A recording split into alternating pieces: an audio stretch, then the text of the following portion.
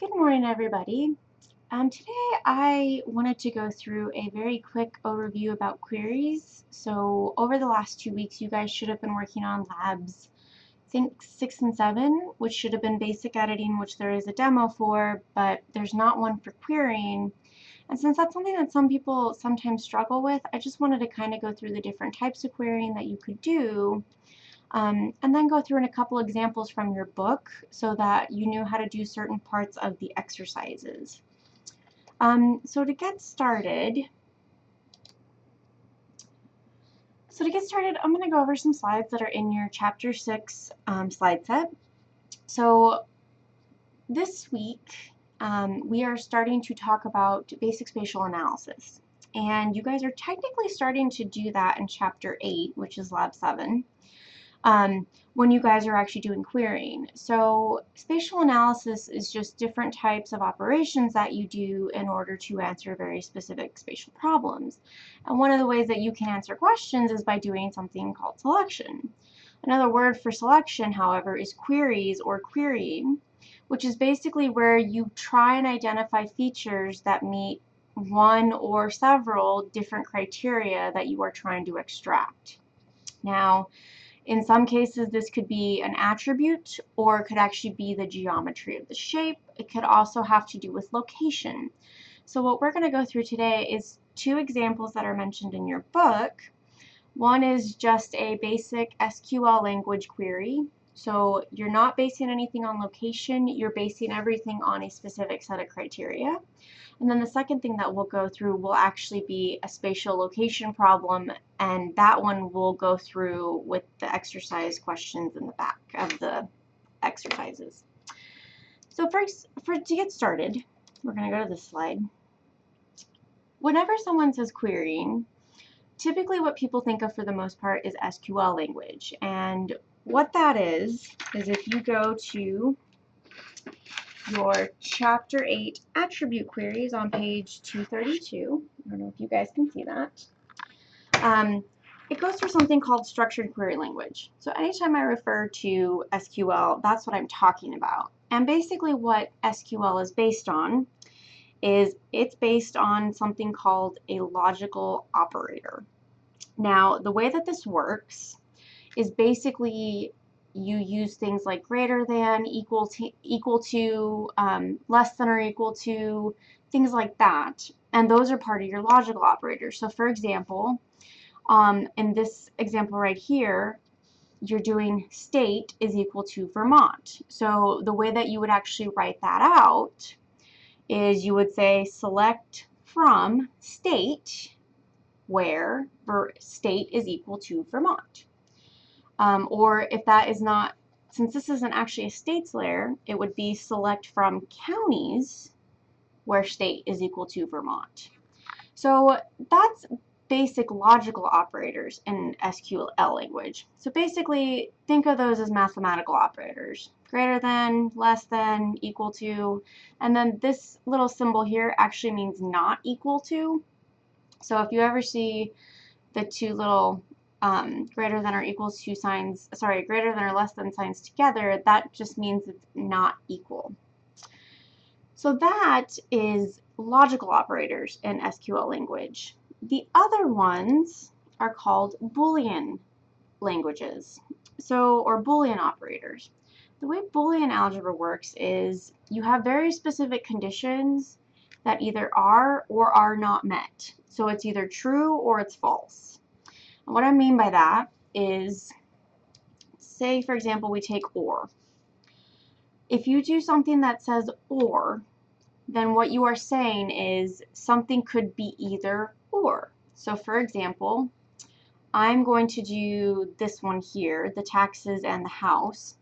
Basically what number 3 is saying is you want to pick areas that have low taxes and rainfall greater than 1,000, or you want anywhere with a housing cost less than 65,000 and crime is not high. So basically, the best way to think about it is when you see or, that is all inclusive. So if you go here, A or B means anything that is A or B.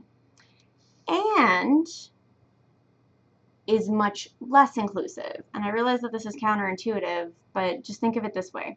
Or means that you can have anyone or anything that applies to that criteria, whereas and means it can only meet specific things. So for example, A and B means that you can only select out areas that are both A and B. So when we go back to this one here, what this is saying is it will only select areas that have a rainfall of greater than 1,000 and taxes that are low. So if those places do not meet both of those criteria, they will not be selected. Or is more inclusive and basically says you can either have this or you could have this. You don't necessarily have to choose. And basically makes you choose. Now if you see the word not, then that is exactly what it means, and it means not what you are trying to select. So if you say not A or B, then it will choose anything that is not in A or B, which is why all of this entire circle is not selected, but only this little part of C is. So that's what Boolean algebra looks like in terms of queries. So we're going to go ahead and go to ArcMap now and actually go through one of these examples that you guys have on your exercises. So let me turn to that page.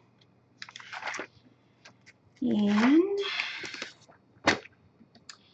one of the exercises that you have is how many states have counties named for Thomas Jefferson?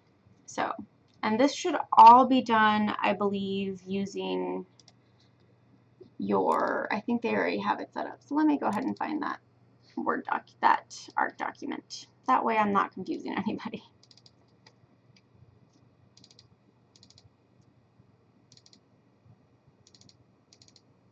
So many folders. Okay, so we're going to go to exercise 8. I want to open.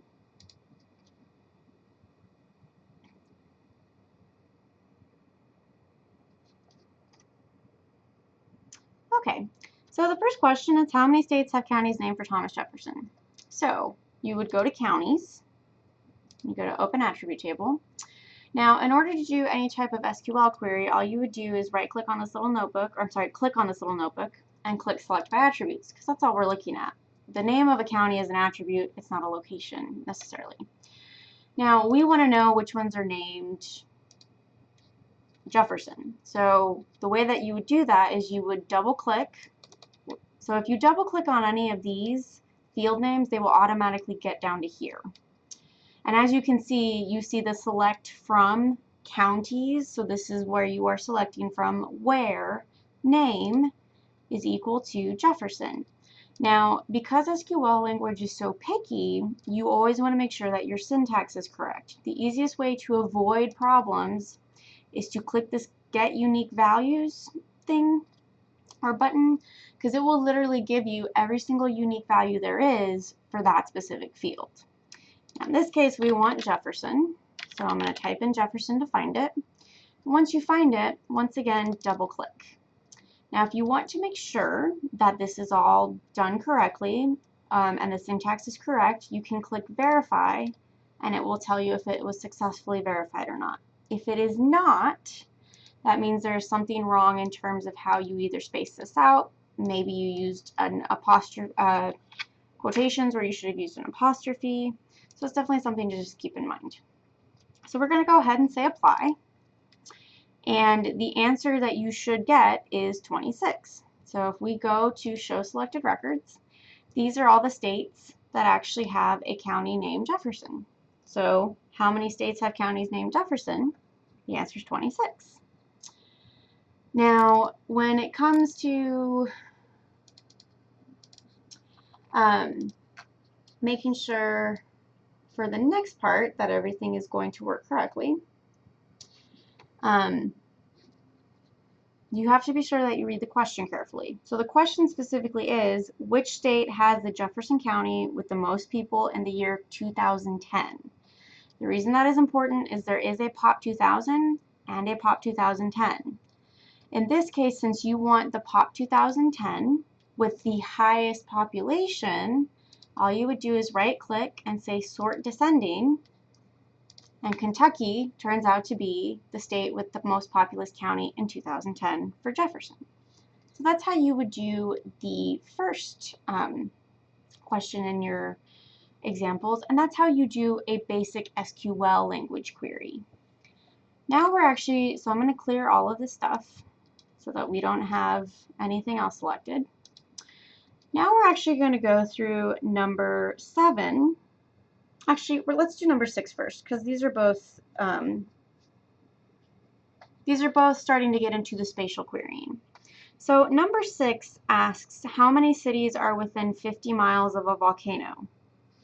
And you have to add this, and it asks what the total number of people living in those cities is. So the way that you would do this is we're going to go ahead and add that data. So this should be an O.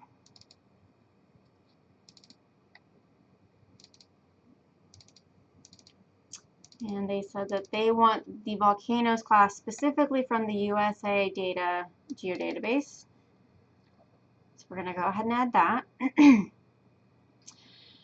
And so the way that a spatial query works is if you go up here to selection, you see that you have the select by attributes, which is just the SQL language. But below that is something called select by location. This is actually where you would do a spatial query. Now I'm going to go ahead and open this. What this window is showing is this is where you would specify wanting to extract something that fits a specific spatial criteria. Now what I mean by that is if we go back here and we talk about adjacency, for example, here we have Arkansas. You can actually do a spatial query that says, I want any and all states that are adjacent to Arkansas. I'm sorry, Missouri. So, I was totally looking at the wrong. Sorry, guys. When you would do that type of spatial query, what you would get is you would get all of these states because they, in some way, shape, or form, either share a node or they share an edge.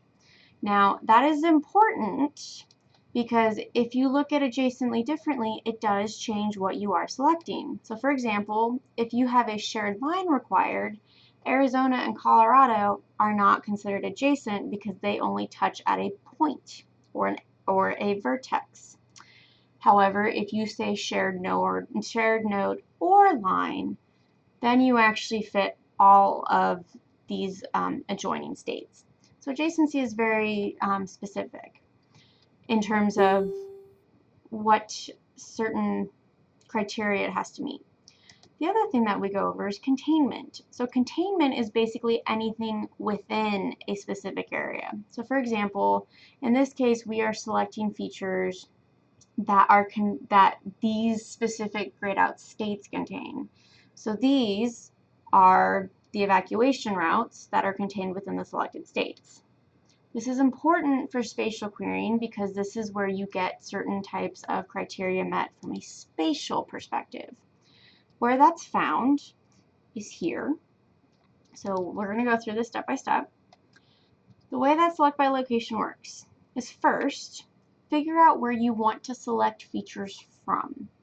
Now in this case, it's asking you how many cities are within 50 miles of a volcano. So in this case, we are selecting cities, not volcanoes. That's just where our spatial input is coming from. That is where you would put the source layer. So we want to select cities, but we want either the proximity or the spatial aspect to be determined by the volcanoes layer. Then you go to spatial selection method, and this is where you actually talk about where you want certain things to be met spatially. So for example, you could have intersect the source layer. So do any of the cities actually intersect with one of the volcano points? Intersect the source layer typically works best with polygon or line data, or point and line, point and polygon data. Point and point data typically don't intersect because they only have one coordinate, so that's typically not something you want. Now in this case, you could do contain or completely within, but we want proximity. So you want this one here, which is within a distance of the source layer. So you want cities that are within a distance of the volcanoes. And here, where it says search distance, is where you put that in. So in this case, it's 50. And you say miles. And then you just click OK. So now, if we zoom in, the reason it's not showing up is because you aren't at a scale that cities is visible. But if you open the attribute table, you do actually have selected cities.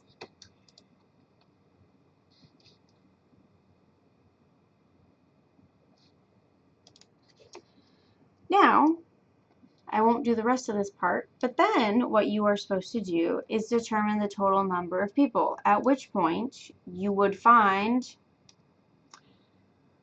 the population. I would go with population 2007.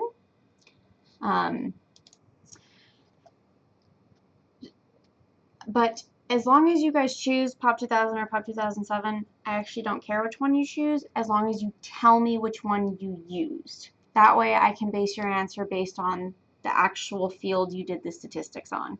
Because that is something where you would just look up the statistics and that's how you would get your answer. So that's how you would do number 6. Number 7 is a little more complicated because this is 2 specific spatial queries that are built off of each other. So the question 7 asks is how many other volcanoes are within 300 miles of Crater Lake? And that's a volcano in Oregon. So then after that, it asks how many of these volcanoes are within 50 miles of an interstate? This is a more complex query because you have an initial set of criteria that you are extracting stuff from, but then you are further extracting other information from the already selected set. And that requires one additional step. So first, we're going to do a select by location. And in this case, we want volcanoes that are, actually, first thing we need is we want volcanoes that are within 300 miles of Crater Lake.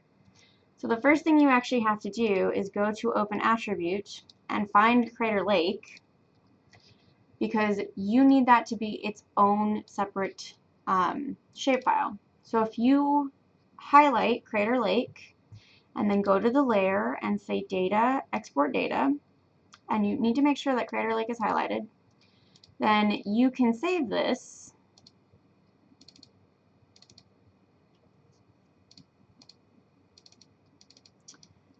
and it will make the rest of this exercise much easier. So we're going to say this is Crater Lake. I'm going to say save. I'm going to say OK. Yes. Okay.